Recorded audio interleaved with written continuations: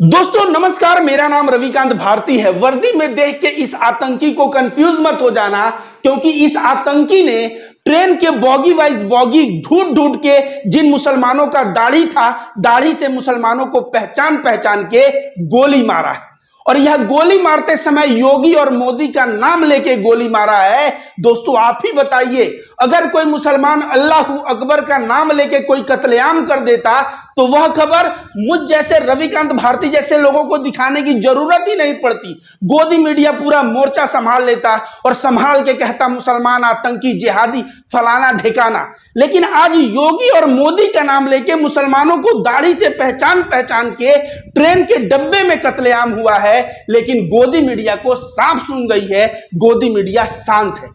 और कहीं ना कहीं गोदी मीडिया मुसलमानों के खिलाफ जो प्रोपेगेंडा चला रहा था, जिहादी हैं, आतंकी हैं, जनसंख्या बढ़ा रहे हैं, उसका नफरत अब लोगों के बीच भी देखने को मिल रहा है। क्योंकि एक आम आदमी भी अब मुसलमानों के खिलाफ हिंसा पे उतारू हो चुका है, जिसका उदाहरण है यह चेतन सिंह, जो कहने को तो आरपीएफ है लेकिन बॉगी में मुसलमानों को दाढ़ी से पहचान पहचान के कत्लेआम किया योगी और मोदी का नाम लेके।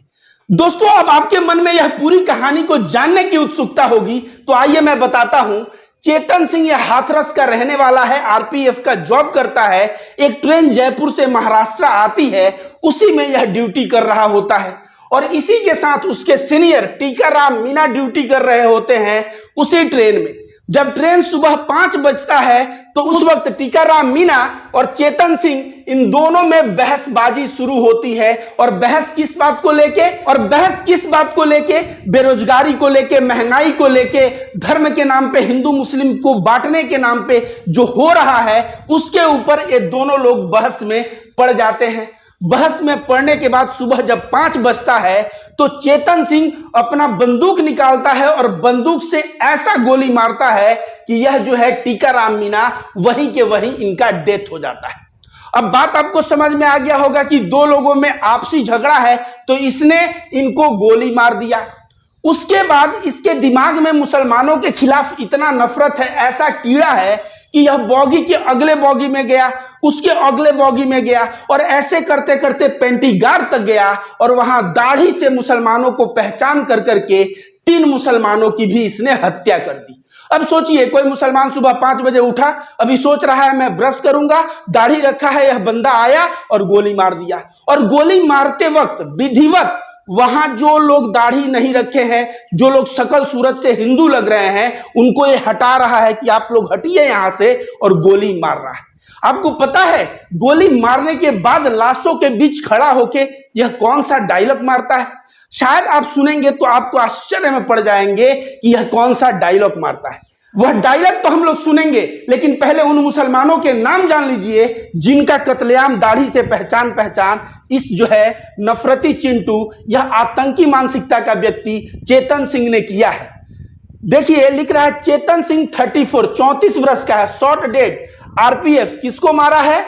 यह टीकाराम मीणा को मारा है, जो आरपीएफ के सब इंस्पेक्टर पद पे तैनात थे। और 3 पैसेंजर, और पैसेंजर का नाम देखिए कौन कौन सा है? अब्दुल कादिर भाई 48 वर्ष के, अख्तर अब्बास अली 48 वर्ष के और सदर मोहम्मद हुसैन, यह 3 मुसलमानों को मार दिया। मानता हूं कि टीकाराम मीणा से इसकी बहस हुई थी तो बहस में इसने गोली मारा, लेकिन इन मुसलमानों की क्या गलती थी कि मुसलमानों को खोज खोज के मारा? और यह जो बहस कर रहा था इसको यह समझ में नहीं आया कि धर्म के नाम पे अगर मैं बहस कर रहा हूं तो सामने वाला जिस व्यक्ति को गोली मार रहा हूं वह एक हिंदू है। ये तो ऐसे नफरती चिंटू हो गए हैं कि अगर एक हिंदू मारना पड़े तो मारो, लेकिन उसके बाद 2-3 मुसलमान मारो। अपना एक आंख फूटे लेकिन सामने वाले का 2 आंख फूटना चाहिए। इन लोगों के अंदर नफरत जो है ना, इस कदर की नफरत जो है इन लोगों के अंदर हो गई है।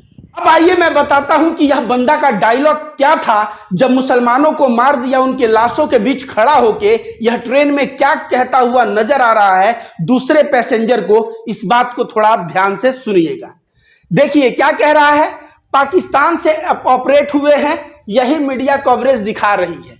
पता चल रहा है उनको, सब पता चल रहा है, इनके आका वहां हैं। अगर वोट देना है, अगर हिंदुस्तान में रहना है तो मैं कहता हूं मोदी और योगी ये दो हैं और आपके ठाकरे। इतना बात यह कहता है, मतलब मोदी और योगी का नाम लेके अगर वोट देना है तो मोदी योगी। ये कत्लेआम करता है और कहता है हिंदुस्तान में रहना है तो मोदी योगी कहना है। इस तरह का बात जो है, यह आतंकी जो दिख रहा है आरपीएफ के वेश में, इसका वेश जब मिला होगा तो शायद इसको शपथ दिलाया होगा।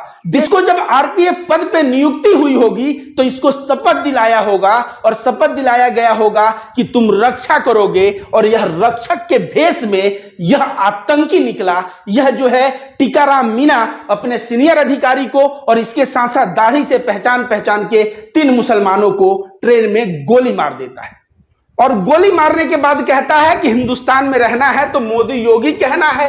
तो भैया मोदी योगी जो नहीं कहेगा, जो मोदी योगी का विरोध खड़ा रहेगा, तुम उसको गोली मार दोगे? टीकाराम मीणा मान लो कि विरोधी थे तो उनको गोली मार देना उचित हुआ? ये 3 मुसलमान जिनको मारे हो, क्या इनका मारना उचित था? इनको मारना उचित नहीं था। दोस्तों आइए मैं बताता हूं यह किसका परिणाम है। इस देखिए, यह दूसरा एक आतंकी ही मैं कहता हूं, इसका नाम सूरजपाल अंबू है। यह जो है भीड़ में 50,000 के भीड़ में कहता है मुल्लाओं को जहां देखो ठोक दो। आज वही हुआ। कहीं ना कहीं उसके बात से प्रभावित होके यह चेतन सिंह मुल्लाओं को जहां देखो ठोक दो, बॉगी दाढ़ी खोजता रहा कि कहां मुल्ला मिले और मैं उसको गोली मार दूं। आइए मैं बताता हूं, ये जो है देख रहे हैं नफरती चिंटू, ये नफरती चिंटू यति नरसिंहानंद सरस्वती, ये आए दिन कहता है हिंदुओं हथियार रखो, हिंदुओं हथियार रखो। क्या हुआ? इसके पास हथियार था। अब जब हथियार था, यति नरसिंहानंद कहता है हिंदुओं हथियार रखो। अब हथियार का इसने फायदा उठाया और जो है मुसलमानों को खोज के गोली मार दिया। इसके साथ साथ मैं बता दूं कि ये गोदी मीडिया के जितने भी गिद्ध पत्रकार हैं, कभी मुसलमानों के खिलाफ कहेंगे जिहादी, कभी कहेंगे आतंकी, कभी कहेंगे ये जनसंख्या जिहाद कर रहे हैं, कभी कहेंगे यह हिंदू बेटियों को लेके भगा रहे हैं, ये लव जिहाद कर रहे हैं। इस तरह से रग रग में अंधभक्त और गोबर भक्तों के खून में इन लोगों ने इतना नफरत भर दिया है कि वह नफरत का नतीजा ऐसा आपको देखने को मिल रहा है। आइए दोस्तों जानते हैं असदुद्दीन ओवैसी साहब का इस मैटर पे क्या बयान आया है। Train passengers killed by RPF constable Owaisi term it terror attack targeted Muslim. मतलब ट्रेन पैसेंजर्स जिनको मारा गया है आरपीएफ कांस्टेबल के द्वारा, ओवैसी इसको आतंकवादी हमला बता रहे हैं जिसका उद्देश्य मुसलमानों को मारना था। तो आपको लगेगा कि आतंकवादी हमला नहीं है, यह बिल्कुल आतंकवादी हमला है। यह बताइए, जब कसाब मुंबई में आया था तो मुंबई के लोग क्यों डर रहे थे? क्योंकि पता नहीं अगला नंबर किसका आ जाए। ठीक उसी तरह से मुसलमान ट्रेन में सफर कर रहा है, उसके बॉगी में कोई घुसे बंदूक लेके और उसको गोली मार दे, तो क्या यह आतंकवादी घटना से कम है? यह आतंकवादी घटना से कम नहीं। लेकिन असदुद्दीन ओवैसी साहब भी ये गलती कर दिए हैं। यह सही मायने में आतंकवादी घटना नहीं है, उसके ऊपर का है, और यह है जेनोसाइड।